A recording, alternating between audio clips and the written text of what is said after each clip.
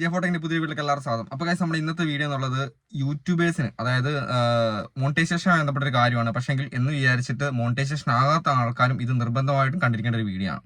Okay, നിങ്ങൾക്കറിയാം, നമ്മുടെ വീഡിയോസിന് നമ്മുടെ മോണിറ്റൈസേഷൻ ആയി കഴിഞ്ഞാൽ നമ്മുടെ വീഡിയോസിന് ആഡ്സ് വരുമ്പോഴാണ് അതുവഴിയാണ് നമ്മുടെ മെയിൻ ആയിട്ടുള്ള റവന്യൂ വരുന്നത്. പല രീതിയിലുള്ള റവന്യൂസ് കാര്യങ്ങളൊക്കെ ഉണ്ട്. നമുക്ക് അഫിലിയേറ്റ് മാർക്കറ്റിംഗും ഷോപ്പിംഗ് ഒക്കെ വഴി, പിന്നെ അതുപോലെ തന്നെ മെമ്പർഷിപ്പ്, അങ്ങനെയൊക്കെ സൂപ്പർ ചാറ്റൊക്കെ അങ്ങനെയൊക്കെ റവന്യൂ ഉണ്ട്. പക്ഷെ എന്നിരുന്നാലും നമുക്ക് മെയിനായിട്ട് നമുക്ക് വരുന്നത് നമ്മളെ യൂട്യൂബർ എന്ന നിലയ്ക്ക് നമുക്ക് ആർട്സുമായി ബന്ധപ്പെട്ട റവന്യൂ ആണ് വരുന്നത്. ഓക്കെ, അപ്പോൾ എല്ലാ ചാനലുകൾക്കും നമുക്ക് ആർട്സ് റവന്യൂ ഉണ്ടോ ഇല്ലോ നിങ്ങൾ ആലോചിക്കണം. ഓക്കെ, എല്ലാ ചാനലുകൾക്കും നമുക്ക് മോണിറ്റൈസേഷൻ ആകും. എല്ലാ ചാനലുകളും ചിലപ്പോൾ മോണിറ്റൈസേഷൻ ആകും. പക്ഷെ മോണിറ്റൈസേഷൻ ആയാലും ആർട്സ് വഴി റവന്യൂ കിട്ടാത്ത ചില ചാനലുകളുണ്ട്. യൂട്യൂബിന്റെ ആർട്സ് ഫ്രണ്ട്ലി കണ്ടന്റ് പോളിസിക്ക് ഒരുപാട് മാറ്റങ്ങൾ കൊണ്ടുവന്നിട്ടുണ്ട്. അപ്പോൾ ആ മാറ്റങ്ങൾ അനുസരിച്ച് നമ്മൾ വീഡിയോ ചെയ്തിട്ടില്ലെങ്കിൽ നമ്മുടെ ചാനൽ മുന്നോട്ട് മോണിറ്റൈസേഷൻ ആകാത്ത ചാനലാണെങ്കിൽ അവരുടെ ചാനൽ മോണിറ്റൈസേഷൻ ആയാലും ചിലപ്പോൾ നമുക്ക് റവന്യൂ കിട്ടണമെന്നില്ല. നമ്മൾ മുന്നോട്ട് പോകുന്ന ഈ ഒരു രീതിയിൽ കാര്യങ്ങൾ ചെയ്ത് പോയിട്ടില്ലെങ്കിൽ പിന്നെ മോണിറ്റൈസേഷൻ ആയി കഴിഞ്ഞാൽ നിങ്ങളുടെ ചാനൽ റവന്യൂ കിട്ടത്തില്ല. അപ്പോൾ മോണിറ്റൈസേഷൻ ആയ ചാനലുകളാണെങ്കിൽ അവരുടെ ചാനലുകൾക്കും ഇപ്പം മുന്നോട്ട് റവന്യൂ കിട്ടാനുള്ള ചാൻസ് കുറവായിരിക്കും. അപ്പം പുതിയ അപ്ഡേഷനും കാര്യങ്ങളൊക്കെ വരുന്ന സമയത്ത് നമ്മളെപ്പോലുള്ള ടെക്കുകാർ അറിയിക്കുന്ന സമയത്ത് നിങ്ങൾ വീഡിയോ പരമാവധി മുഴുവനായിട്ട് കാണാൻ ശ്രമിക്കുക. എന്താണ് സംഭവം എന്ന് കറക്റ്റായിട്ട് അറിയാൻ ശ്രമിക്കുക. നമുക്ക് ഡിസ്ട്രസ് പോളിസിന്റെ അകത്താണ് നമുക്ക് കുറച്ച് മാറ്റങ്ങൾ വന്നേക്കുന്നത്. ഡിസ്ട്രസ് പോളിസി എന്ന് പറയുമ്പോൾ നമ്മൾ വിചാരിക്കും മനുഷ്യന്മാരായ ബന്ധപ്പെട്ട കാര്യങ്ങൾക്ക് മാത്രമാണ് നമുക്ക് ഈ ഒരു പോളിസി നമുക്ക് ബാധകമായിട്ടുള്ളത് എന്ന് വിചാരിക്കും. പക്ഷെ എന്നാൽ അങ്ങനെയല്ല. നമുക്ക് ആനിമൽസുമായി ബന്ധപ്പെട്ട കാര്യങ്ങൾക്ക് ഒരുപാട് ചാനലുകളുണ്ട്. ആനിമൽസിന്റെ വീഡിയോ ചെയ്യുന്ന ആൾക്കാർ, നമ്മൾ മനുഷ്യന്മാരുടെ മാത്രം ബ്ലോഗ് ചെയ്യുന്ന ആൾക്കാരല്ല, ആനിമൽസിനെ, അതായത് പെറ്റിനെയൊക്കെ വളർത്തിയിട്ട് അവരുടെയൊക്കെ വീഡിയോ ചെയ്യുന്ന ആൾക്കാരുണ്ടാവും. അപ്പോൾ ഇതിന്റെ ഈ ഒരു ചാനലുകൾക്കും കൂടി ഈ ഒരു സംഭവം പോളിസി നമുക്ക് ബാധകമായിരിക്കും. പിന്നെ അതുപോലെ തന്നെ ഡിസ്ട്രസ് പോളിസി എന്ന് പറയുമ്പോൾ നമുക്കറിയാം, നമുക്ക് ഈ ബ്ലഡ് കാണിക്കുന്നത്, മരണവുമായി ബന്ധപ്പെട്ട കാര്യങ്ങൾ, അങ്ങനത്തെ കാര്യങ്ങളായിരിക്കും കൂടുതലായിട്ട് നമ്മുടെ മനസ്സിൽ വരും അല്ലേ. അതായത് പെട്ടെന്ന് ഈ അപകടമായുള്ള കാര്യങ്ങൾ, ബ്ലഡ്, അങ്ങനത്തെ കൂടുതൽ നമുക്ക് ഡിസ്ട്രസ് ആയിട്ടുള്ള കാര്യങ്ങൾ മാത്രമാണ് ഈ ഒരു പോളിസിയിൽ വരുമെന്നാണ് നമ്മുടെ മനസ്സിൽ. പക്ഷെ അങ്ങനെയല്ല. ഇനി മുന്നോട്ട് വേറെ കുറച്ച് കാര്യങ്ങൾ കൂടെ നമ്മൾ ശ്രദ്ധിക്കേണ്ടതായിട്ടുണ്ട്. ഇതായിട്ട് ആഡ് ചെയ്തേക്കുന്നത് നിങ്ങൾക്കറിയാം, ഇമോഷണൽ ആയിട്ടുള്ള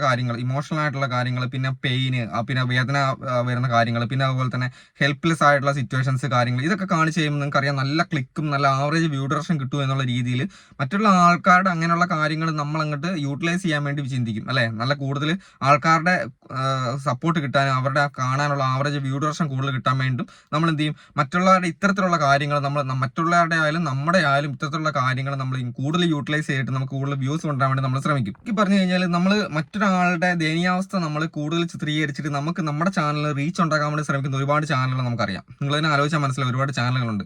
അപ്പോൾ പിന്നെ അതുപോലെ തന്നെ ഈ എന്താ പറയുക, ഒരു ഉദാഹരണം പറഞ്ഞു കഴിഞ്ഞാൽ കുട്ടികളൊക്കെ കരയുന്ന വീഡിയോസ്, അല്ലെങ്കിൽ ഇമോഷണൽ ആയിട്ടുള്ള കൂടുതൽ ഇത് കൊടുക്കുന്ന സംഭവങ്ങൾ, പിന്നെ ആനിമൽസിന്റെ കാര്യത്തിൽ വരുവാണെങ്കിൽ ഈ എന്തെങ്കിലും അപകടം പറ്റിക്കിടക്കുന്ന ആനിമൽസ്, ഈ സംഭവത്തിനെയൊക്കെ ഇങ്ങനെ കൂടുതലായിട്ട് ഇതൊരു കണ്ടന്റ് ആക്കിയിട്ട് മുന്നോട്ട് കൊണ്ടുവന്ന ഒരുപാട് ചാനലുണ്ട്. ഇങ്ങനെയുള്ള ചാനലുകളൊക്കെ മുന്നോട്ട് പോകുന്ന സമയത്ത് എന്ത് ചെയ്യും, അവരുടെ മോണിറ്റൈസേഷൻ കട്ടാകാനും, പിന്നെ അതുപോലെ തന്നെ ഇത് തന്നെ ചെയ്തു പോകുന്ന ചാനലുകൾ മോണിറ്റൈസേഷൻ അപ്ലൈ ചെയ്യുന്ന സമയത്ത് മോണിറ്റൈസേഷൻ കിട്ടാനും, അഥവാ കിട്ടിയിട്ടില്ലെങ്കിൽ, അത് ചിലപ്പം കിട്ടാൻ ചാൻസ് ഉണ്ട്, കിട്ടിക്കഴിഞ്ഞാൽ തന്നെ അവർക്ക് അവരുടെ ചാനലിൽ ഏണിങ്സ് ഉണ്ടാകാനുള്ള, അതായത് ആർട്സ് കൊടുക്കാൻ പറ്റാത്ത, ആർട്സ് ഫ്രണ്ട്ലി കണ്ടന്റ് അല്ലാത്ത രീതിയിലോട്ട് പോകാനുള്ള ചാൻസ് ഉണ്ട്. അപ്പോൾ ഇതൊക്കെ നിങ്ങൾ ശ്രദ്ധിച്ചിട്ട് വേണം ഇനി അങ്ങോട്ട് വീഡിയോ ചെയ്യാൻ വേണ്ടി. നമുക്ക് വീഡിയോ ചെയ്യാൻ, നമുക്ക് കണ്ടന്റ് ക്രിയേറ്റ് ആക്കാൻ, ആൾക്കാരെ കൂടുതൽ ഇംപ്രസീവ് ആയിട്ട് ചെയ്യിപ്പിക്കാം, ക്ലിക്ക് റേറ്റ് കൊണ്ടുവരാം, ആവറേജ് വ്യൂ ഡ്യൂറേഷൻ കൂട്ടാം, ഇതൊക്കെ ചെയ്യാം. പക്ഷേ എന്നിരുന്നാലും നമ്മൾ ചെയ്യേണ്ട കാര്യങ്ങൾ നമ്മൾ മനസ്സിൽ ഒരു ചിന്ത വേണം. മറ്റൊരാളുടെ ദയനീയാവസ്ഥ അല്ല അവരുടെ സങ്കടം, അത് നമ്മൾ മുതലാക്കിയിട്ട് നമ്മുടെ ചാനലിലോട്ട് കൊണ്ടുവന്നു കഴിഞ്ഞാൽ അത് ചിലപ്പോൾ നമ്മുടെ ചാനലിലെ മോണിറ്റൈസേഷൻ കട്ടാക്കാനും, അല്ലെങ്കിൽ മോണിറ്റൈസേഷൻ ആ ചാനലിൽ മോണിറ്റൈസേഷൻ ആകാതിരിക്കാനും ഒക്കെയുള്ള ചാൻസ് ഇനി മുന്നോട്ട് കൂടുതലാണ്. നമ്മൾ ഇത്ര നേരം പറഞ്ഞുകൊണ്ട് നമ്മുടെ വീഡിയോസിനുള്ള കാര്യമാണ് അല്ലേ. അപ്പോൾ നമ്മൾ ഇനി പറയാൻ പോകുന്നത് വീഡിയോസ് മാത്രമല്ല, തമ്പനയിലെ ടൈറ്റിൽസിൻ്റെ അകത്തും, അതായത് ഡിസ്ട്രസ് ആയിട്ടുള്ള കാര്യങ്ങൾ നമ്മൾ തമ്പനയിലിനകത്തും ടൈറ്റിലിനകത്തും കൊടുത്തു കഴിഞ്ഞാലും നമുക്കത് വീഡിയോസിന്റെ ഏണിങ്സിനെ, അതായത് ആർട്സ് ഫ്രണ്ട്ലി അല്ലാത്ത രീതിയിലോട്ടാവുന്ന ഒരു സംഭവമാണ് ഇനി വരാൻ പോകുന്നത്.